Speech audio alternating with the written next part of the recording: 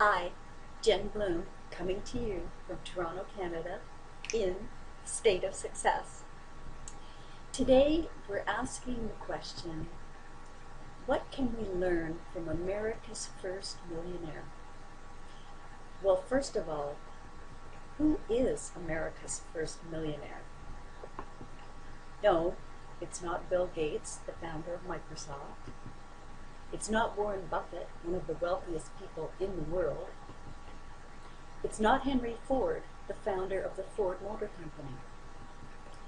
It's not even Napoleon Hill, the author of Think and Grow Rich, who became very wealthy in his own right. No, America's first millionaire is a person by the name of Madam C.J. Walker. Who is Madam C.J. Walker? Well, she was born Sarah Breedlove in 1867 in Louisiana.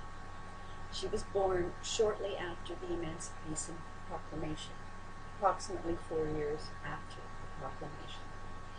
So her parents were slaves, her 5 other siblings were slaves, but Sarah herself was not a slave.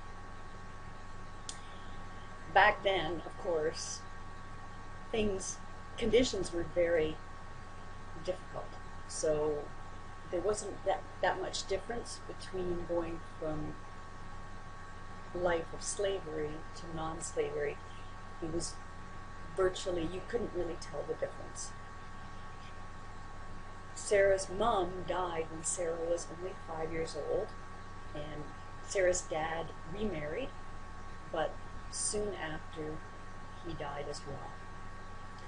So as a result, Sarah moved in with her older sister and the sister's husband, Willie Powell. Now, unfortunately, Willie was very abusive towards Sarah, and as a result, Sarah married a man by the name of Moses McWilliams when Sarah was only 14 years old. She basically married Moses to get away from Willie. Sarah's husband died when Sarah was only 20, and at that point Sarah had a 2-year-old daughter. So Sarah decided to move in with her 3 older brothers who happened to own a barber shop. Now, this is very pivotal in the results that came after. I mean, you talk about a rags to riches story. This is it. Now, at that time, a lot of people were not washing their hair as frequently as they should. There was not central heating, there was not indoor plumbing, there was no electricity, and so people didn't wash their hair as often as would be ideal. And as a result, scalp disease was rampant. Now, in addition to that, because black people had been freed from slavery, a lot of them did not want to look like slaves, especially the women. The men, not so much, they didn't really care, but the women really did care. They did not want to look like slaves at all. So what they would do is they started straightening their hair. I mean, you talk about a fashion statement. This was a real political statement. They were basically saying, I'm free, look at me, I have my hair just like the white women in town. So they were really making a statement. But unfortunately, the downside to that was, in addition to not washing their hair as often as would be good, they were also doing a lot of damage to their scalp through the straightening process. So when you combine those 2 factors, what ended up happening was a lot of these women were losing their hair. So when you look at pictures back from those times, you see there's a lot of black women that have kerchief over their head, like Aunt Jemima, you see Gone with the Wind, The Maid. I mean, you see a lot of these black women with the kerchief on their head, and that was because they wanted to hide the fact that they were losing their hair. So Sarah, being in the barber shop with her brothers, she started to experiment, and she actually developed an ointment that had a component of sulfur in it, which slowed hair loss and in some cases actually stopped it. Now, that alone is genius on her part, but that's not where the real genius comes in, and we will get to that. By this point, Sarah is on her third marriage. She married a man by the name of Charles Joseph Walker.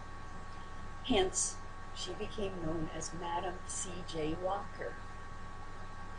And in those days, I mean, if you were black, you were less than human. If you were a woman, you were less than human. So if you were a black woman, you basically didn't exist. So she could not get her ointment into the stores. I mean, nobody would talk to her. So as a result, what she had to do was go door to door to drum up customers. And she and her husband, they traveled all over the eastern states, the southern states. I mean, they were up and down the coast, and it was very taxing on them.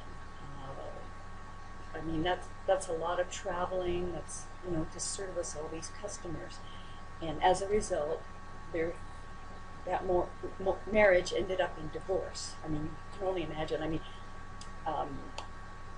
Charles himself was a newspaper advertising salesman, so that was a very demanding job, and now he's got his wife with this new ointment, and they're traveling all over the states, servicing all these customers. I mean, I can only imagine what a toll it took on their marriage.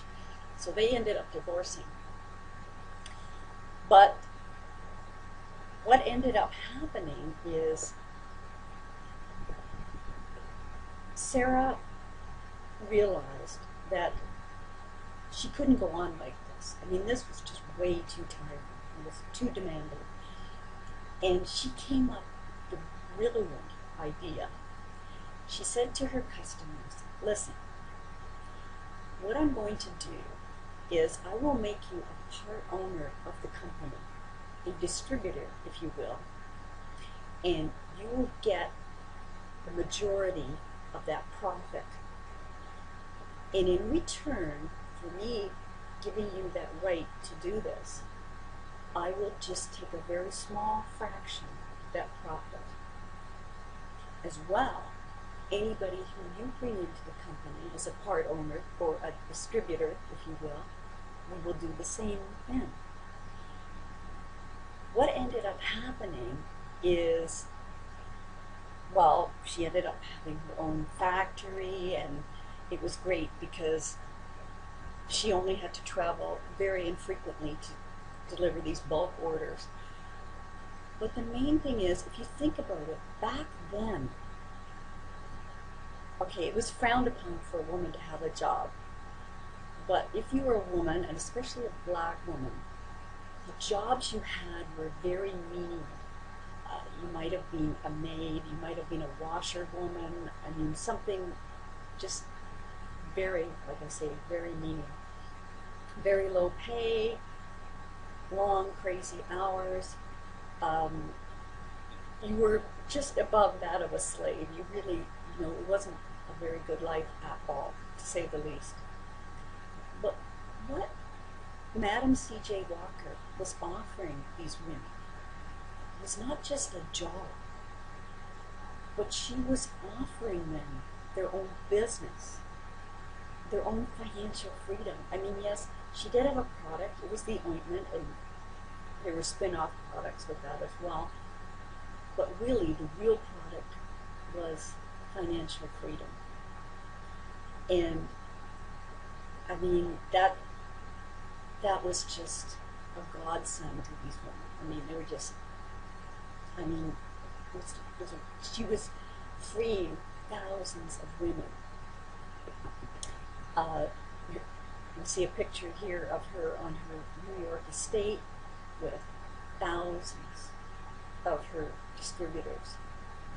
And when she died, which was 1919, she was 51 years old, she had 20,000 agents in her company.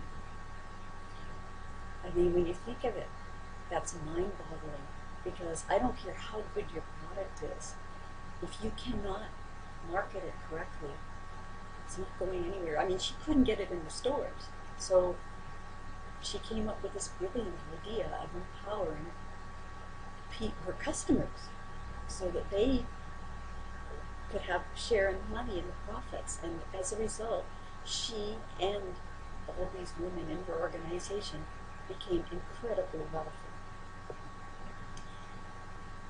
I mean, she got to the point where it became a movement. She was a very large contributor to the NAACP. She funded various retirement homes, the YMCA, orphanages. I mean, she actually campaigned to instate laws that would ban lynching. I mean, she became very, very wealthy, very powerful. At first, she was even opposed by Frederick Douglass, who was one of the key civil rights activists at the time. Eventually, he came around and they became allies, but she had so much opposition, I mean, from every area of life, that it's such an inspiration, her story. I mean, I don't care what business you're running, you cannot say, oh, I can't be successful in my business because ... I mean, when you look at what she had to go through, there's just no comparison. And as you can see from this picture here, she said, this is one of her famous quotes, "I got my start by giving myself a start." So I think that we can all learn from that. Give yourself a start, or giving yourself a start. Now, if you currently have a business, you can expand that business, and these days it's so much easier with the internet. I mean, online leads are the way to go, and I can help you get the online leads. If you don't have a business, I can help you with that as well. Feel free to contact me. If you notice at the bottom of the screen, there is a link, and that will help you get started. So just click on that link, and I will see you at the top.